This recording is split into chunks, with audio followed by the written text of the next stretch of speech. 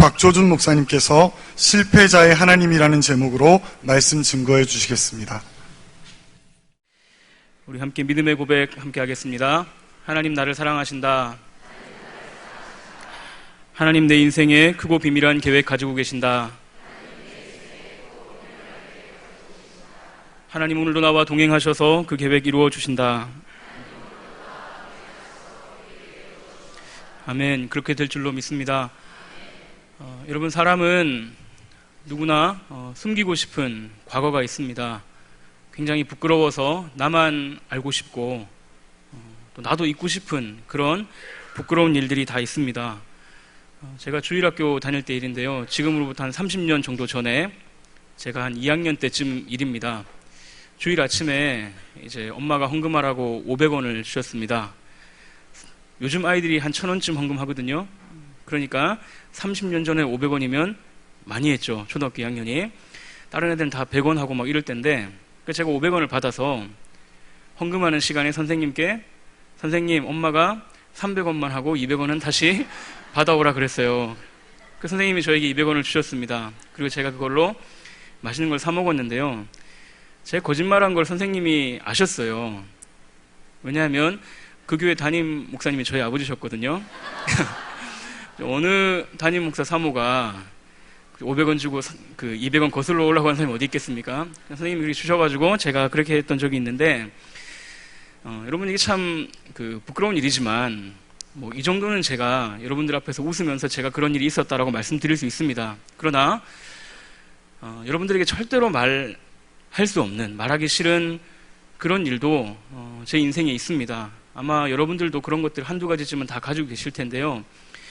여러분, 그 개인만 그런 것이 아니라 그 역사도 그렇습니다. 우리가 지금 알고 있는 그 주류 역사는 사실 승리자들의 기록이라고 하지 않습니까? 전쟁에서 이긴 나라가 역사를 쓰는 거예요. 진 나라의 역사는 이렇게 폐기된다든지, 그렇게 해서 이긴 나라가 자기 나라가 잘한 것, 자기 나라의 좋은 점은 막 부각시키고 자기 나라의 부끄러운 것은 숨기려고 하죠.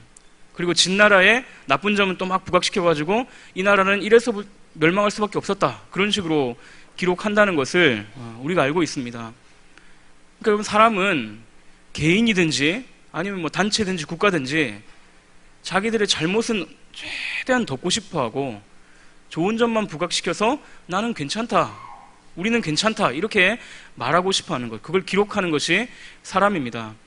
근데 여러분, 그런 측면에서 볼 때 하나님께서 우리에게 주신 이 성경은 굉장히 독특한 성격을 가지고 있는데요. 이 성경을 보면 굉장히 훌륭하고 본받을 만한 내용이 많이 기록되어 있습니다. 그러나 사실 그것보다 더 많은 분량은 뭐냐면 굉장히 수치스럽고 부끄럽고 사람이 어떻게 그렇게 할 수 있는가라는 생각이 들 만한 그런 나쁜 일들을 많이 기록하고 있어요. 근데 그 나쁜 일을 한 사람들이 누구냐고 하면 흔히 우리가 하나님의 사람이다라고 말하는 그런 사람들의 나쁜 일이에요. 믿음의 조상인 아브라함이 자기 살려고 아내를 2번이나 다른 남자에게 넘겨줬습니다. 여러분, 남편이 한 번이라도 나를 다른 남자에게 자기 살아남으려고 넘겨준다 그러면 다시 사시겠습니까? 그게 믿음의 조상인 아브라함이에요. 이 다윗은 자기 부하의 아내를 빼앗아가지고 그 여인의 남편을 살인 교사한 사람이 다윗입니다. 베드로는 예수님의 수제자지만 3번이나 예수님을 모른다고 부인하고 심지어 저주까지 했던 사람이 베드로고요. 이 하나님의 백성이라고 말하는 이 이스라엘 백성들은 얼마나 배은망덕하고 얼마나 형편없는 일들을 많이 했는지 우리가 다 알고 있습니다. 근데 여러분, 이게 누군가가 비밀리에 이걸 계속 전해와서 우리가 아는 것이 아니지 않습니까? 우리가 어떻게 살고 있습니까? 성경이 그걸 다 말해주고 있어요. 그 하나님의 사람들의 부끄러운 치부를 낱낱이 숨김없이 드러내고 있는 것이 성경입니다. 여러분, 참 이 수천 년이 지난 지금까지 누구든지 성경을 보면 베드로는 예수님 저주했다, 다윗은 그런 나쁜 짓을 했다, 다 알고 있고 회자가 되는 거예요. 굉장히 잔인한 책입니다. 그럼 여러분, 하나님은 도대체 왜 이 하나님의 사람이라고 하는 그 사람들의 이 치부를 다 기록하셨을까요? 여러 가지 이유가 있겠지만 먼저는 사람은 다 거기서 거기다라는 것을 보여주시는 겁니다. 그렇게 위대하고 훌륭한 사람도 결국은 실패하고 넘어졌던 연약한 인생에 불과하다라는 것을 하나님께서 보여주시는 겁니다. 그리고 또 한 가지는 하나님은 바로 그런 실패자들의 하나님이 되신다라는 사실입니다. 실패자들의 하나님. 하나님이 아주 성공하고 잘 나가는 사람들의 하나님이 되시면 하나님도 체면 좀 덜 거 아닙니까? 어디 가서 자랑도 할 수 있고. 그 자녀를 키우시면 그렇잖아요. 자녀가 공부도 잘하고 착하고 성실하고 뭐 대학도 잘 가고 취업도 잘하고 막 사회에서 번듯한 자리 잡아가지고 잘 나가면 아주 어깨에 힘이 들어가지 않습니까? 부모님들이 어디 가서 막 자랑하고 싶고 대놓고 자랑하면 이제 욕 먹으니까 은근히 자녀에게 나오길 기다리고 있다가 나오면 슬그머니 그렇게 얘기해가지고 자랑하고 싶어지는, 그게 이제 자녀가 잘 됐을 때 부모가 자랑스러운 거죠. 근데 만약 자녀가 내가 보기에도 왜 저렇게밖에 못 사나 싶고 막 심지어 사람들이 손가락질 만한 그런 나쁜 짓까지 했다면 어디 가서 내가 제 부모입니다 이렇게 말하는 것이 부끄러운 거 아닙니까? 근데 이상하게도 하나님은 이 하나님의 사람들의 부끄러운 일을 다 기록해 놓고 내가 그들의 하나님이다, 내가 그 실패자들의 하나님이다 라고 말씀을 하시는 겁니다. 왜냐하면 그렇게 하시는 것만큼 하나님의 은혜가 얼마나 풍성한지를 잘 보여줄 수 있는 일이 없기 때문이에요. 그럼 하나님 기꺼이 실패자들의 하나님이 되어주십니다. 여러분, 만약에 하나님이 성공자의 하나님이라면 그건 우리에게 비극입니다. 어느 정도 성공하면 하나님이 우리의 하나님이 되어주실까요? 하나님이 성공자의 하나님이라면 지금 여기 계신 분들 중에 몇 분이나 하나님은 나의 하나님입니다 라고 고백할 수 있겠습니까? 하나님이 실패자의 하나님이시기 때문에 오늘 저와 여러분에게도 또 모든 사람들에게도 소망이 있는 것입니다. 그것이 성경이 우리에게 말해주는 복음입니다.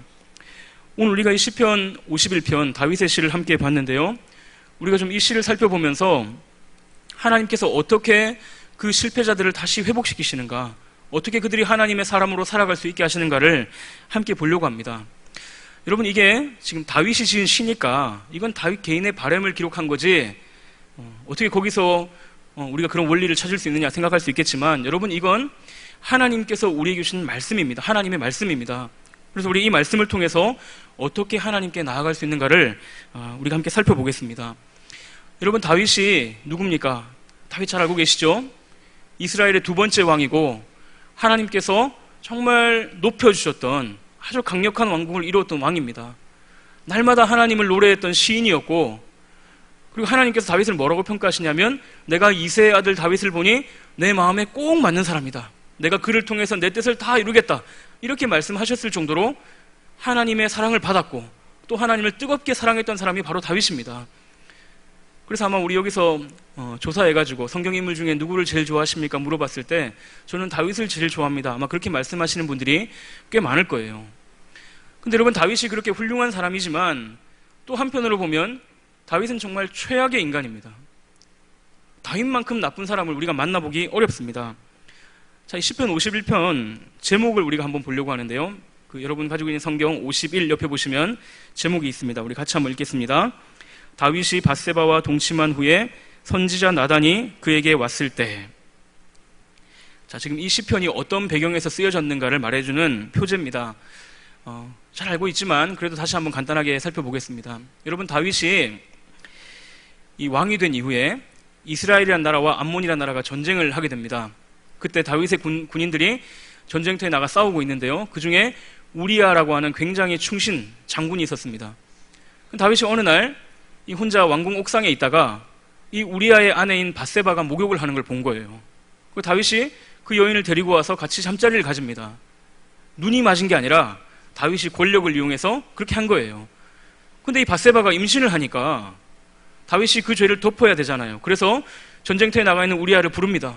너 수고했으니까 오늘 집에 가서 하루 좀 자고 가. 휴가를 주는 거죠. 그럼 이제 우리아가 집에 가서 자고 가면 아이가 태어나도 사람들은 우리아의 아이구나, 그때 아이가 생겼구나, 그렇게 생각할 거 아닙니까? 근데 우리아가 얼마나 충신인지 집에 안 가는 거죠. 하나님의 군대가 지금 저기 싸우고 있는데 나 혼자 어떻게 집에서 잘 수 있느냐? 그러면서 우리아가 집에 안 갑니다. 다윗이 큰일 난 거예요. 그래서 우리아를 다시 전쟁터로 보내면서 편지를 보내는 거죠. 우리아를 제일 싸움이 치열한 곳에 보내가지고 싸움이 막 벌어지고 있을 땐 너네는 뒤로 빠져라, 그리고 우리아를 죽게 해라. 얼마 뒤에 우리아가 전사했다는 소식이 들려옵니다. 그리고 다윗이 잽싸게 밧세바를 데리고 와서 자기의 아내로 삼습니다. 그럼 사람들이 뭐라고 생각하겠습니까? 죽은 충신의 아내를 거둬주는 너무나 자비로운 왕이구나, 그렇게 생각을 하겠죠. 여러분, 그 사람이 바로 다윗입니다. 이런 사람을 전문용어로 뭐라고 합니까? 인간 쓰레기라고 우리가 부를 수 있는 거죠. 세상에 이런 사람이 어디 있어요? 근데 이전에 다윗이 어떻게 살았는가를 우리가 한번 생각해 보면 다윗이 이렇게 했다는 것을 우리가 좀 받아들이기가 너무나 어렵습니다. 왜냐하면 우리가 성경을 보면 다윗이 얼마나 하나님을 사랑하는지, 진짜 성경 읽어보면 그 다윗의 마음이 막 이 종이 밖으로 흘러나오는 것처럼 그렇게 느껴질 만큼 다윗이 하나님을 사랑했단 말이에요. 그걸 가장 잘 보여주는 사건 중에 하나가 이런 사건이 있습니다. 다윗이 왕이 되기 전에 사울이 다윗을 질투하고 죽이려고 해서 10년을 쫓아다닙니다. 군대를 이끌고. 그러니까 우리가 뭐 다윗이 도피했다 이렇게 쉽게 말하지만, 왕이 군대를 동원해가지고 10년 동안 나를 죽이려고 쫓아다닌다, 이거는 정말 죽을 맛인 거죠. 다윗이 도망 다니다가 어디 가서 숨으면 거기 사람들이 다윗을 숨겨주는 게 아니라 여기 다윗이 있습니다 이렇게 다 제보를 해줘요. 다윗이 그 비참한 생활을 끝내는 길은 딱 3가지 방법밖에 없습니다. 하나는 사울이 마음을 바꾸거나, 아니면 사울이 죽거나, 아니면 다윗이 죽거나. 다윗이 그렇게 도망을 다닐 때 사울을 죽일 수 있는 기회가 2번 찾아옵니다. 근데 그때 다윗이 사울을 죽이지 못합니다. 그 이유를 사무엘상 24절을 보면 이렇게 말씀하고 있습니다. 자기 사람들에게 이르되 내가 손을 들어 여호와의 기름 부음 받은 내 주를 치는 것은 여호와께서 금하시는 것이니 다윗이 이 말로 자기 사람들을 금하여 사울을 해치지 못하게 하니라. 자기를 죽이려고 하는 원수인데 하나님께서 기름 부어서 세우셨기 때문에 나는 그 사람을 건드릴 수 없다. 내가 그 사람 건드리면 벌 받을까 봐 그러는 것이 아닙니다. 내가 너무 사랑하는 하나님이 세우셨기 때문에, 하나님이 세우셨는데 내가 어떻게 그 사람을 건드릴 수 있느냐, 너희도 그 사람을 건드리면 안 된다. 다윗이 그렇게 말하는 거예요. 차라리 내가 죽으면 죽었지 하나님이 세우셨는데 나는 그렇게 할 수 없다. 자기 목숨보다 하나님을 더 소중하게 여겼던 사람이 다윗입니다. 근데 이 사람이 도대체 어떻게 하다가 이런 최악의 범죄자가 됐단 말입니까? 여러분, 많은 사람들이 이걸 어떻게 설명하냐면 상황적인 요인을 가지고 설명합니다.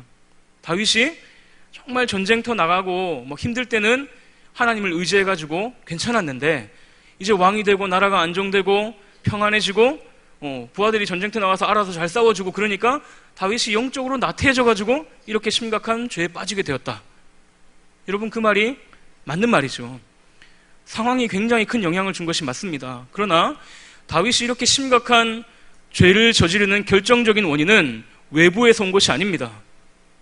누군가가 다윗에게 그런 마음을 집어넣은 게 아니에요. 이런 마음이 없었는데 갑자기 이런 마음이 확 생긴 것이 아닙니다. 다윗이 이렇게 심각한 죄를 지을 수 있었던 결정적인 요소는 원래 다윗 안에 있었던 거예요. 원래 다윗 안에 있었던 죄가 갑자기 활동한 거예요. 그러면서 다윗의 삶을 확 집어삼키는 거죠. 여러분, 그게 우리가 가지고 있는 죄의 무서움입니다.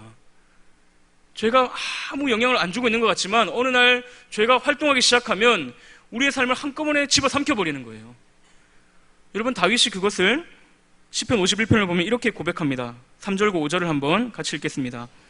무릇 나는 내 죄과를 아오니 내 죄가 항상 내 앞에 있나이다. 내가 죄악 중에서 출생하였으며 어머니가 죄 중에서 나를 잉태하였나이다. 내 죄가 항상 내 앞에 있다. 항상 내 앞에 있다. 내가 어머니 뱃속에 있을 때부터 죄인이었다. 나는 모태 죄인이다. 어쩌다가 내가 그런 심각한 죄를 짓게 된 것이 아니라 나는 원래 그런 죄인이었다. 나는 원래 소망이 없는 사람이었다. 상황이 나를 그렇게 만든 것이 아니다. 다윗이 지금 그렇게 고백을 하는 것이죠. 여러분, 그게 다윗이고 그게 저와 여러분입니다.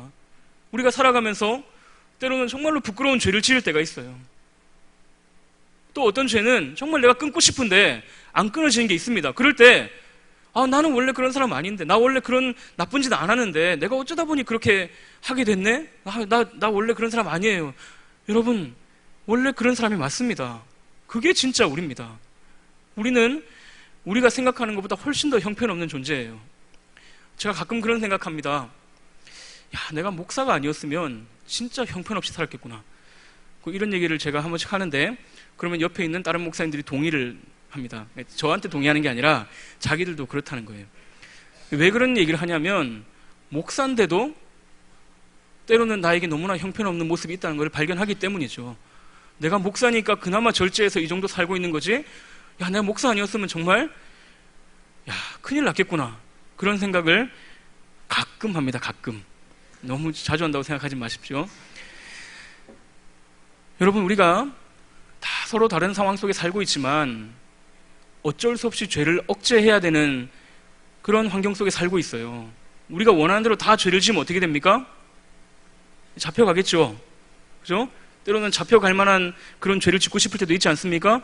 우리가 원하는 대로 다 죄를 지으면 내 옆에 있는 사람들 다 떠나갈 거예요.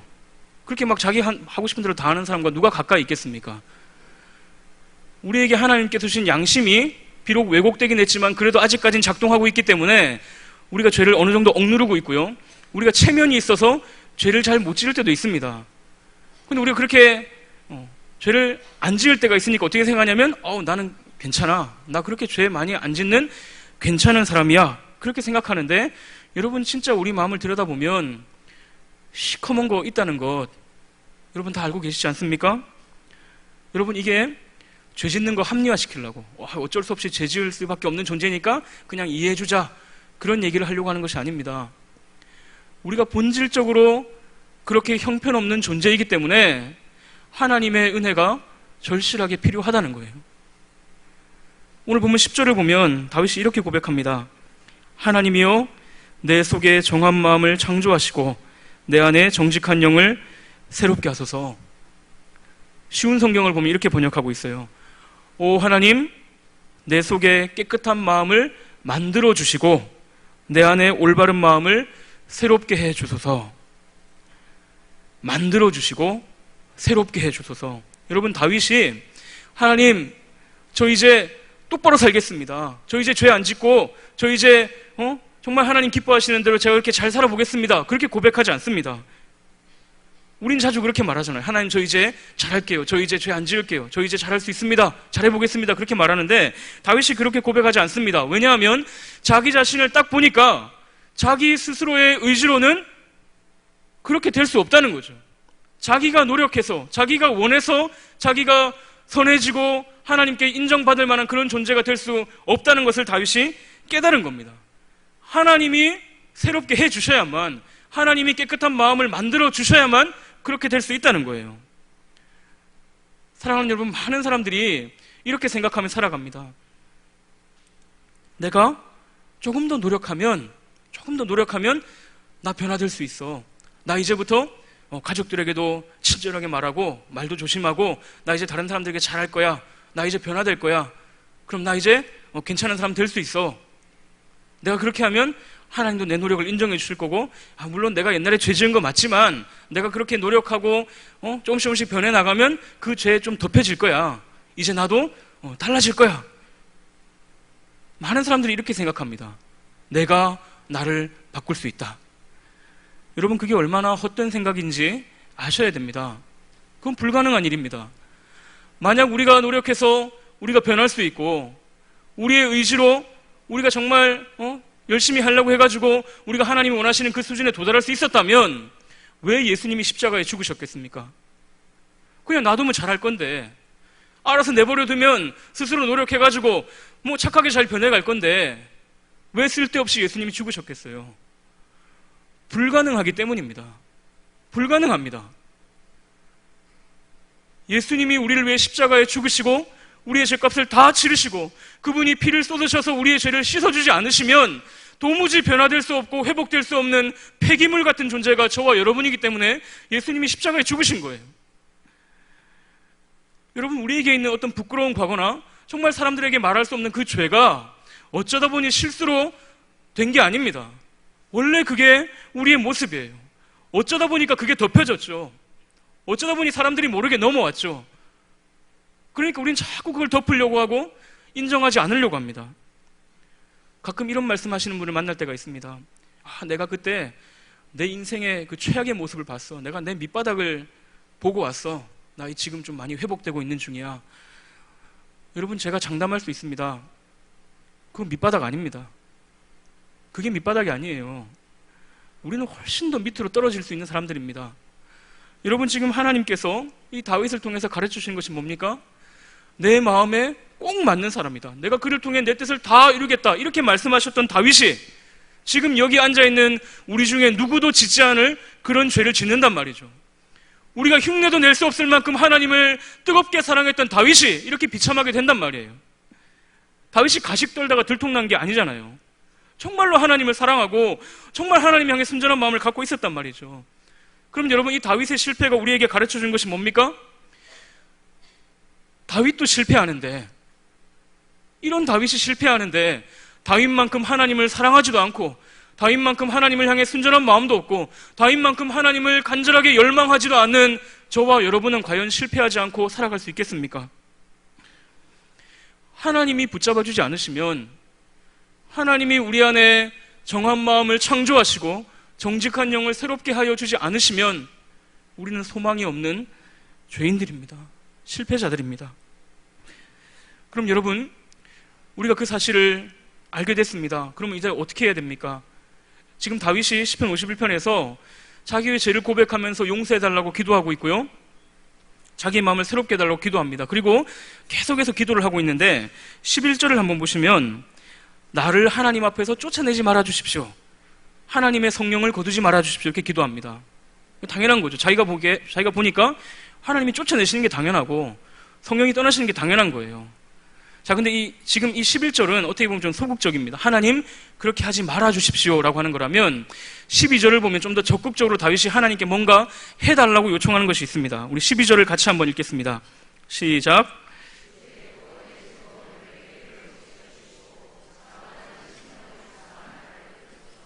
아멘. 여러분 보십시오. 다윗이 자기가 죽을 죄를 지었다는 걸 알고 있습니다. 왜냐하면 율법을 보면 이웃의 아내와 간음하는 사람은 죽이라고 되어 있어요. 죽어야 돼요. 그리고 다윗이 지금 십계명을 아주 무더기로 범했습니다. 이웃의 아내를 탐했죠. 그리고 이웃의 아내를 도둑질했죠. 그리고 그 남자를 살인해서 죽였죠. 또 거짓말하죠. 그러니까 다윗이 지금 십계명을 무더기로 범했습니다. 자, 그러면은 다윗이 받아야 될 벌은 죽는 거예요. 자, 근데 하나님께서 다윗을 죽이지 않으신다, 다윗을 쫓아내지 않으신다, 만약 그렇게 하신다면 그건 다윗을 용서해 주신 게 될 겁니다. 물론 다윗이 벌을 아예 안 받는 건 아니에요. 우리가 지난주에도 말씀을 드렸지만 다윗이 이 사건 때문에 어떻게 되냐면 다윗의 집안이 아주 콩가루처럼 되고 다윗의 아들이 서로 죽여가지고 4명이 죽습니다. 그리고 이 사건 이후에 다윗은 리더십에 치명적인 아주 오점을 남기게 돼요. 그래서 이 사건 이후로 계속해서 반란이 일어난 것을 우리가 성경을 통해서 알 수 있습니다. 자, 그런데 하나님이 벌을 내리신 건 맞는데 다윗의 죄에 대한 정당한 벌이 내려진 건 아니에요. 다윗의 죄에 대해서 하나님께서 정당하게 벌을 내리시려면 다윗을 죽이셔야 되고요, 하나님의 백성에서 다윗을 끊으셔야 됩니다. 근데 그렇게까지는 안 하셨어요, 하나님께서. 자, 그러면 다윗이 그것만 해도 감지덕지 아닙니까? 와, 하나님 나 안 죽이셨구나, 너무 감사합니다, 이렇게 하고는 어디 한쪽 구석에 가가지고 조용히 그냥 살아야죠, 참회하면서. 근데 다윗이 얼마나 뻔뻔하냐면, 하나님, 구원의 즐거움을 나에게 다시 회복해 주십시오. 다윗이 지금 그렇게 기도를 한다는 겁니다. 여러분 한번 생각해 봅시다. 어렸을 때 이렇게 매 맞은 적 있으시죠? 이제 잘못하면 매를 맞지 않습니까? 그러면 이제 알아요. 내가 무슨 일을 하면 우리 엄마 아빠가 나를 때리신다. 그래서 어떤 때 좀 큰 잘못하고 나면은 미리 이제 떨고 있는 거죠. 아, 나 이제 죽었다, 그런 생각하고 있는 겁니다. 근데 내가 정말 큰 잘못을 했는데 엄마 아빠가 딱 오셔가지고 아무 말도 안 하시는 거예요. 다 아시는데도 매를 안 드시는 겁니다. 그러고 나서 그 다음부터 나를 아들 취급을 안 하시는 거죠. 학교 갔다 왔더니 다녀오셨습니까? 여기 식사가 준비되어 있으니 드시고 우리 집에 편히 쉬다 가십시오, 뭐 이렇게 하시면 와, 나 안 맞았다, 나 안 혼났다 이러면서 좋아할 사람이 누가 있겠어요? 내가 실컷 두드려 맞더라도 다시 사랑하는 엄마 아빠, 사랑하는 아들, 딸 되어야죠. 여러분, 죄를 지었을 때 하나님께 징계를 받느냐 안 받느냐, 그건 사실 별로 중요한 것이 아닙니다. 정말로 중요한 건 뭐냐면 내가 다시 하나님과 그 친밀한 관계로 들어갈 수 있느냐 없느냐, 그게 중요한 거예요.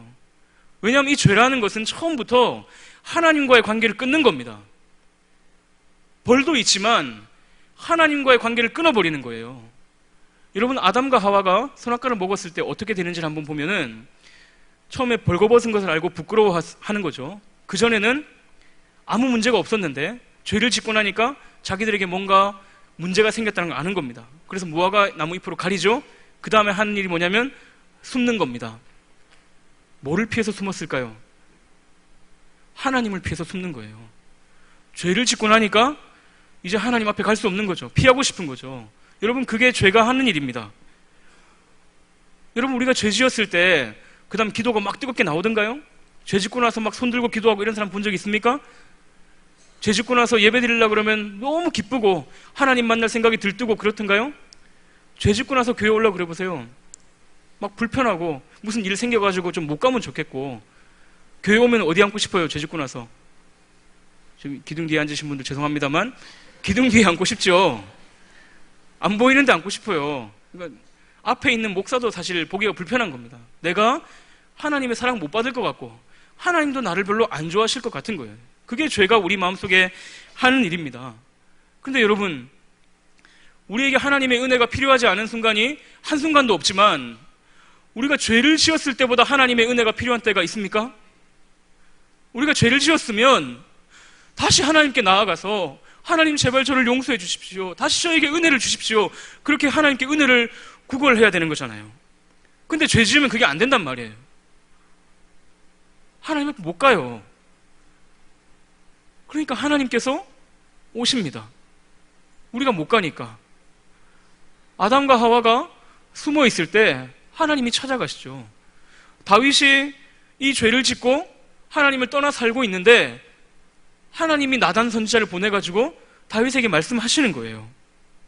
여러분, 구약을 보시면 우리가 하나님께 나아갈 수 없는 그 죄의 문제를 해결하기 위해서 하나님께서 방법을 마련해 주시는데 그게 바로 제사입니다. 레위기를 보시면 이제 5가지 제사가 나오죠. 거기 보면 죄를 속하는 제사, 죄를 없이 하는 제사가 있고, 죄 때문에 생긴 어떤 손해를 배상하는 그런 제사가 있습니다. 뭐 속죄제, 속건제, 그런 제사가 있는데, 또 어떤 제사가 있냐면 하나님과의 깨트려진 관계를 회복하는, 화해하는 제사가 있습니다. 그게 화목제라는 제사예요. 여러분, 그 화목하는 것이 하나님께서 지향하시는 방향입니다. 죄 짓고 나서 제사 드리면 하나님께서 그래, 내가 너 죽이진 않을게. 근데 너 이제 다시는 너 안 보면 좋겠다. 너 다시는 내 앞에 좀 나타나지 말아라. 죽이진 않을게.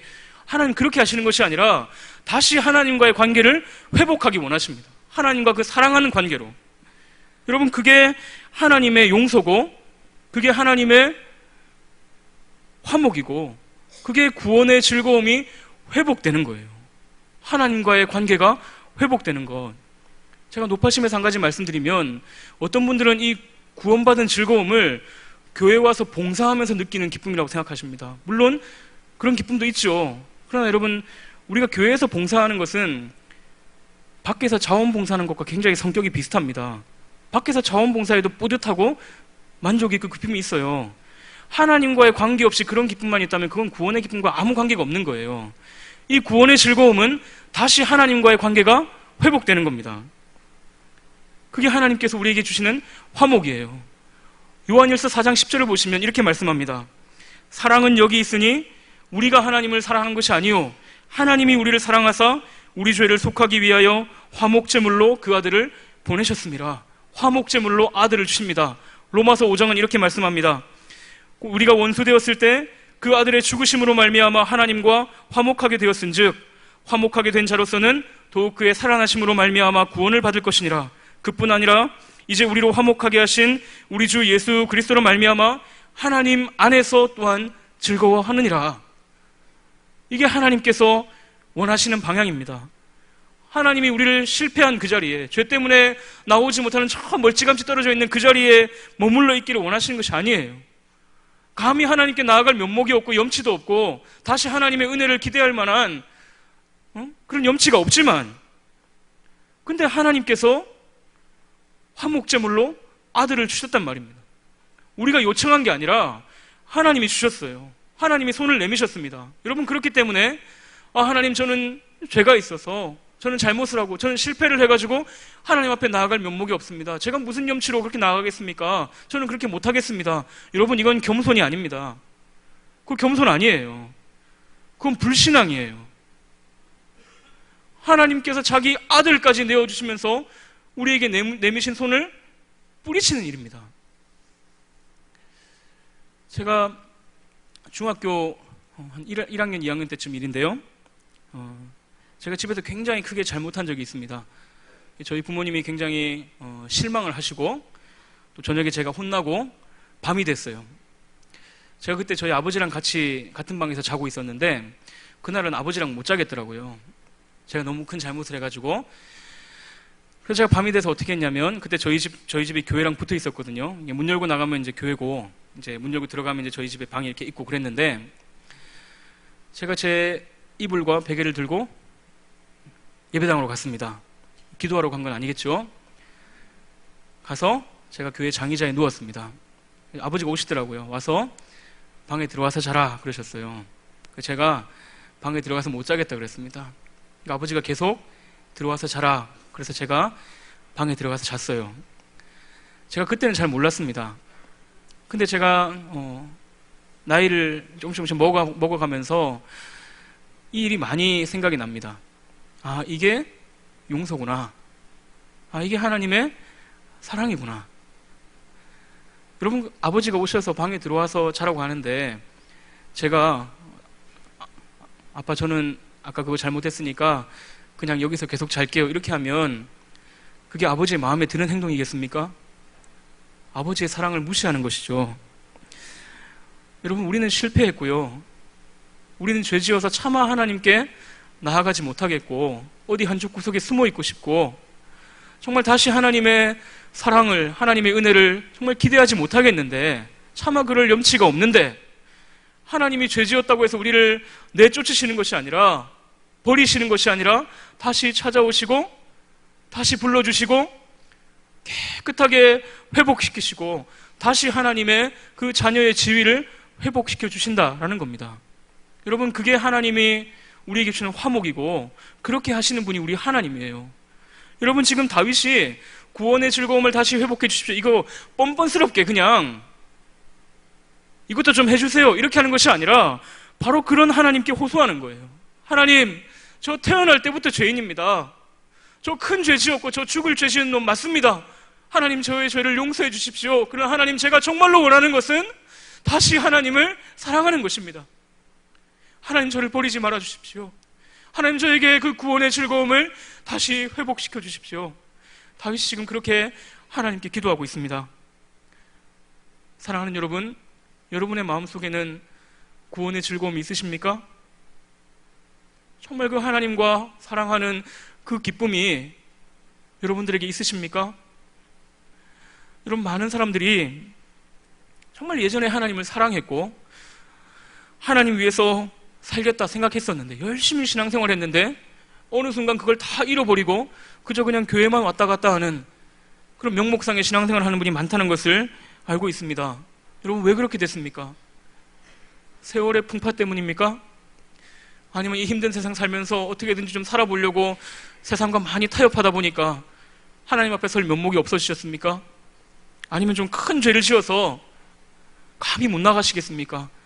하나님과 멀어진 시간이 너무나 오래돼서 이제는 다시 회복할 만한 그런 마음조차 혹시 사라지셨습니까? 그래서 그냥 아무 기쁨도 없이 그냥 교회만 왔다 갔다 하면서, 교회는 다녀야 되니까, 구원은 받아야 되니까, 혹시 그렇게 신앙생활 하고 있지는 않습니까? 혹시 그런 분이 계시다면 오늘 이 말씀으로 강력하게 촉구합니다. 여러분, 구원의 즐거움을 회복해달라고 기도하셔야 됩니다. 회복하셔야만 합니다. 그게 하나님의 뜻입니다. 그게 아들을 주신 하나님의 뜻입니다. 한 번도 그 기쁨을 맛보지 못한 분이 계시다면 하나님, 오늘 나에게도 좀 그 기쁨을 주십시오, 그렇게 기도하셔야 됩니다. 하나님께서 그 기도를 들어주십니다. 오늘 이 다윗의 기도를 통해서 하나님은 우리가 바로 그 자리로 나아가야 한다는 것을 가르쳐 주십니다. 근데 여러분, 다윗이 이 구원의 즐거움을 회복시켜 달라는 기도를 하고 나서 거기서 끝나지 않습니다. 더 나아가고 있는데 그 다음에 이어지는 기도를 한번 보겠습니다. 우리 12절부터 15절을 같이 한번 읽겠습니다. 시작.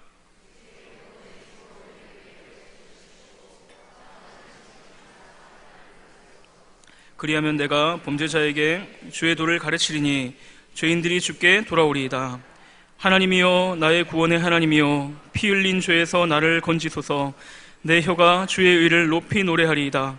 주여 내 입술을 열어주소서. 내 입이 주를 찬송하여 전파하리이다. 아멘. 여러분 여기 보시면 다윗이 세 가지를 좀 하게 해달라고 기도를 하고 있습니다. 첫 번째는 내가 범죄자들에게 주의 도를 전하겠습니다 이렇게 말합니다. 이 범죄자는 자기와 같은 죄인들이겠죠.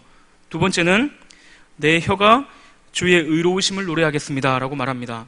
그리고 세 번째는 내 입이 주를 찬송하며 전파하겠습니다 이렇게 말하고 있죠. 여러분 지금 다윗이 이 세 가지를 하겠다라고 말하고 있는데 앞에 다 단서가 붙어 있어요.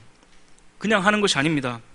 하나님께서 나에게 구원의 즐거움을 회복시켜 주시고 나에게 자원하는 심령을 주시면 내가 범죄자들에게 주의 도를 가르치겠습니다. 하나님께서 나를 피 흘린 죄에서 건져주시면 내 혀가 주의 의를 노래하겠습니다. 하나님 내 입술을 열어주시면 내 입이 주를 찬송하여 전파하겠습니다. 다윗이 그렇게 말하는 거예요. 여러분 이것은 별로 할 마음은 없지만 그렇게 하고 싶진 않지만 하나님이 그렇게 해주시면 하고 안 하시면 안 하겠다 여러분 그런 것이 아닙니다. 정말로 그걸 원하는데 정말 범죄자들에게 다시 주의 도를 가르치고 싶고 하나님을 찬양하면서 전파하고 싶은데 자기 마음대로는 할 수가 없고 하나님의 처분에 따르겠다라고 하는 거예요. 철저하게 회개하고 하나님이 징계 다 받고 나서 하나님이 다시 허락해 주시면 내가 다시 하나님을 섬기고 싶습니다. 다시 하나님을 위해서 살고 싶습니다. 다윗이 그렇게 말하는 겁니다. 여러분 지금 다윗이 큰 죄를 지었지만 다시 하나님을 위해서 일을 하려고 하는 것은 여러분 오늘날 어떤 사람들이 하는 것과는 전혀 다른 겁니다. 여러분 어떤 사람들은 죄를 짓고 나서 제대로 된 회개도 안 하고 셀프 용서하죠. 자기가 자기를 용서하고 죄사함 받았다 그러고 죄에 대한 책임도 제대로 지지 않고 처벌도 받지 않고 그 죄 때문에 참 고통받는 사람들에 대해서 사과나 보상도 제대로 하지 않으면서 다윗도 다시 왕으로 하지 않았느냐 이렇게 말하면서 다시 원래 자기가 누리던 그 영광을 누리려고 하는 양심이 마비된 사람들이 있습니다. 여러분 다윗은 그렇게 하는 것이 아닙니다. 정말로 다시 하나님을 위해서 일하고 싶지만 철저하게 하나님의 처분에 자기를 맡기고 있는 겁니다. 여러분 중요한 건 이거예요. 죄 때문에 넘어졌고 크게 실패할 수 있습니다. 그러나 그렇다고 해서 하나님 앞에 내가 아무런 가치가 없는 존재가 되는 것은 아니라는 겁니다. 내가 죄 때문에 실패했다고 해서 다시 하나님을 섬길 수 없는 것이 아니라는 거예요. 근데 많이 속습니다. 야, 너 정직하지 않았잖아. 너 성적인 범죄 지었잖아. 너 이렇게 부정을 저질렀잖아. 근데 네가 다시 하나님 위해 살아간다고? 네가 하나님의 일을 하겠다고? 야, 너 같은 사람은 하나님의 일을 하면 안 돼. 너도 좀 양심이 있어야지. 그렇게 하면 안 돼. 여러분 이게 얼마나 교묘한 속임입니까? 이거 속는 거예요. 많은 사람들이 여기 속습니다. 그래서 이전에 정말 하나님 위해 살고 싶었는데 그 열심 다 잃어버리고 그냥 교회만 왔다 갔다 그마저도 잘 하지 않는 정말 하나님 위해 살고 싶어 했던 그 마음을 다 잃어버린 사람들이 너무나 많이 있습니다. 근데 여러분 하나님이 다시 기회를 주지 않으십니까? 한번 죄 지으면 그냥 탈락입니까? 여러분 이 문제를 다루기 위해서 하나님이 우리를 얻기 위해서 얼마나 큰 희생을 치르셨는지 우리가 이야기하지 않을 수 없습니다. 여러분 하나님은 하나님의 영광을 위해서 우리를 창조하셨고 우리를 다시 얻으시기 위해서 자기 하나밖에 없는 아들을 십자가에 공개 처형시키신 분이에요. 우리는 우리를 그렇게 구원하신 하나님을 영원토록 즐거워하고 그분을 찬양하고 그분을 자랑해야 되는 사명을 받은 사람들입니다. 한번 실패했다고 해서 죄 지었다고 해서 그 사명을 박탈당하는 것이 아니에요. 다시는 기회를 얻지 못하는 것이 아닙니다. 죄를 짓기 때문에 예수님이 십자가에 죽으셨잖아요. 근데 죄를 지었다고 해서 하나님이 우리를 버리십니까? 오히려 우리는 삼손처럼 해야 됩니다. 여러분 삼손이 어떻게 합니까? 삼손이 죄 짓고 블레셋에 잡혀가가지고 눈 뽑히고 맷돌이나 돌리고 그 앞에서 제주나 부려야 되는 신세가 됐을 때 내 인생 이제 끝났구나. 나는 그냥 이렇게 살다 죽어야 되는구나. 삼손이 그렇게 하지 않습니다. 삼손이 마지막 순간에 하나님께 부르짖습니다. 하나님, 한 번만 더 나를 돌아봐 주시고 한 번만 더 나에게 힘을 주시면 내가 저 하나님의 원수인 블레셋 사람들과 함께 죽겠습니다. 삼손이 그렇게 기도하고 하나님 그 기도를 들어주셨어요. 여러분, 다윗도 하나님, 내가 그렇게 큰 죄인이지만 하나님 나를 용서해 주시고 다시 나에게 기회를 주시면 내가 범죄자들에게 주님의 도를 전하겠습니다. 내가 주님의 의를 노래하겠습니다. 내가 하나님을 전파하고 찬양하겠습니다. 하나님, 나에게 다시 한번 은혜를 주십시오. 그렇게 기도하고 있습니다. 이 사람들이 왜 이렇게 기도하느냐 하면 그걸 하나님이 원하시기 때문입니다. 이런 실패자들을 다시 일으키시고 그들을 회복시키셔서 그들을 통해서 일하시고 그들을 통해 영광 받으시는 것을 우리 하나님께서 기뻐하시기 때문이에요. 사랑하는 여러분, 우리가 위대한 하나님의 사람들을 보면서 그 사람들은 저렇게 뛰어나니까, 저렇게 마음이 참 좋았으니까 하나님께 쓰임받았구나, 자꾸 그렇게 생각합니다. 아닙니다. 아내를 2번이나 팔아넘긴 아브라함이 믿음의 조상이 되는 거고, 예수님을 3번이나 저주하고 부인하는 베드로가 초대교회의 위대한 사도가 되는 것이고, 예수 믿는 사람 잡아가지고 죽이던 하나님의 원수인 바울이 가장 복음을 위해 수고하는 사도가 되는 것입니다. 사람이 어디까지 나빠질 수 있는가를 보여주는 것 같은 이 다윗을 하나님은 회복시키셔서 이 사람을 가장 위대한 왕으로 기억되게 하시는 분이에요. 여러분, 우리 중에 누가 이 사람들을 실패자라고 말합니까? 하나님이 이 사람들을 실패자로 기억되게 하지 않으십니다. 하나님이 회복시키시고 하나님이 다시 일으키시고 다시 하나님의 일을 감당하게 하십니다. 근데 여러분, 혹시 자기 자신에 대해서는 나는 실패자다, 나는 하나님께 쓰임받을 수 없다, 나는 하나님께 나아갈 수 없다, 나는 그냥 교회만 왔다 갔다 하고 그저 그냥 이렇게만 살아야겠다, 혹시 그렇게 생각하십니까? 여러분, 도대체 무슨 죄를 지으면 하나님께서 그렇게 할 수 없다고 하시던가요? 무슨 실패를 하면 다시는 하나님 위해 살면 안 된다고 말씀하시던가요? 여러분, 우리 주님은 의인을 부르러 오신 것이 아니라 죄인을 부르러 오셨다라고 말씀하셨습니다. 여러분, 우리가 속아서는 안 됩니다. 하나님께서 오늘 이 다윗의 회개를 통해서 실패한 우리가 어디로 나아가야 되는지를 알려주십니다. 우리가 실패한 그 자리에 그대로 머물러 있는 것이 아니라 다시 하나님을 사랑하고 다시 하나님을 향해서 열심을 내는 그런 살아있는 삶을 하나님께서 살게 하십니다. 그리고 그 일을 위해서 오늘 이 다윗처럼 기도하라, 하나님께서 말씀하십니다. 사랑하는 여러분, 지금 이 말씀은 지금 실패해 있는 사람들만을 위한 말씀이 아닙니다. 앞으로 실패할 여지가 너무나 많은 우리 모두를 위한 말씀입니다. 여러분, 이번 주간에도 서울의 한 유명한 대형교회 아주 잘 나가는 부교육자가 외도를 했다가 발각돼서 기독교 신문에 많이 실렸습니다.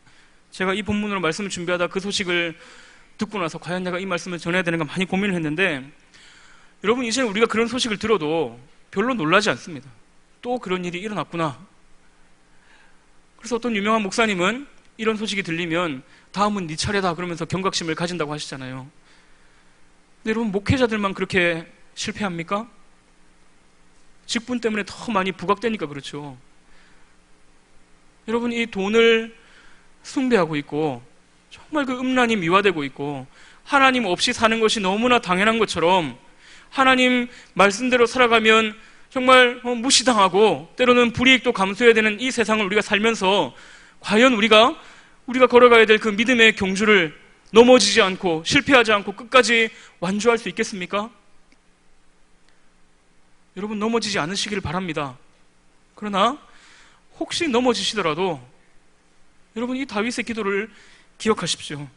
저와 여러분은 죄지었다고 해서 죄책감이나 수치심이나 참 그 실패했다는 마음 때문에 뒤로 물러나서는 안 됩니다. 다시 하나님 앞에 나아가서 하나님께 죄를 고백하고 아파하면서 용서해 주시길 기도해야 되고, 구원의 즐거움을 회복시켜달라고 기도해야 되고, 내가 다시 한번 하나님 위해 살아갈 수 있도록 은혜를 달라고 기도해야 합니다.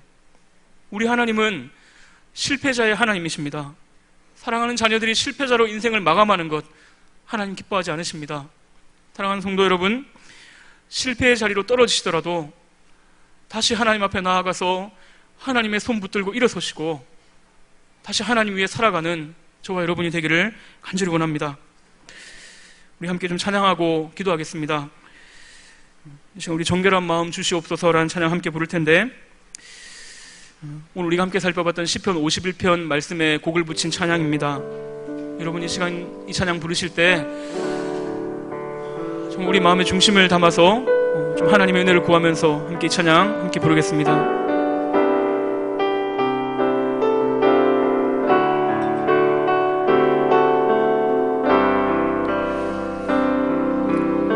정결한 마음 주시옵소서.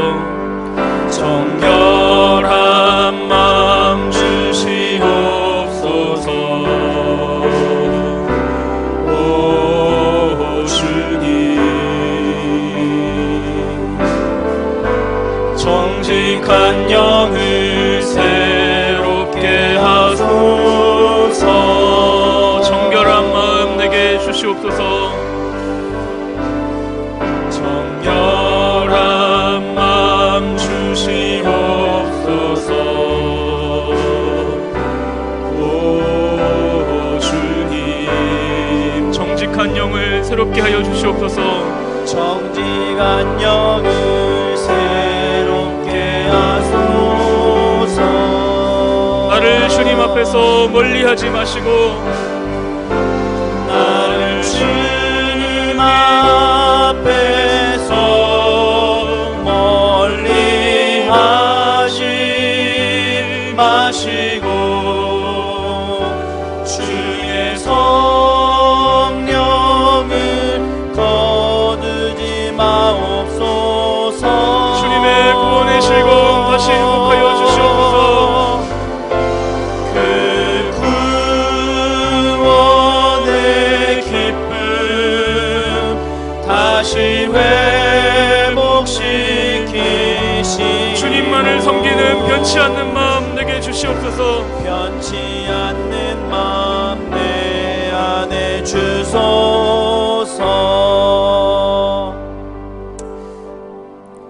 여러분 우리 하나님은 실패자의 하나님이 되십니다. 오늘 우리가 여기 와서 예배할 수 있는 것도 우리가 과거에 지었던 수많은 죄와 실패에도 불구하고 하나님 우리를 용납하셨고 다시 일으켜 주셨고 다시 붙들어 주셨기 때문에 우리가 여기 와서 감히 하나님 앞에 얼굴을 들고 하나님 예배할 수 있고 하나님의 은혜를 기대할 수 있습니다. 여러분 우리의 그 실패에도 불구하고 우리를 붙들어 주신 하나님께 감사의 기도를 함께 올려드리기 원합니다.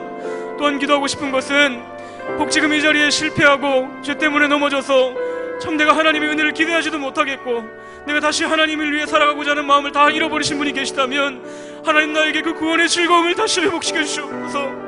내가 다시 한번 주님 위해 살아갈 수 있는 그 마음을 가지고 살아갈 수 있도록 주님 나를 도와주시옵소서. 그렇게 기도하기 원합니다. 또 기도하실 때 혹시 우리 사랑하는 가족들이나 또 우리가 아는 지체들 중에 정말 그 실패의 자리에 넘어져 있는 지체들이 있다면 하나님 그들을 붙들어 주셔서 실패자를 일으키시는 그 하나님의 은혜를 그들이 경험하게 하시고 다시 하나님 의지하고 하나님 위해 살아갈 수 있는 복된 삶을 살아갈 수 있도록 주님 붙들어 주시옵소서. 우리 같이 한번 기도하겠습니다. 하나님 아버지 감사합니다.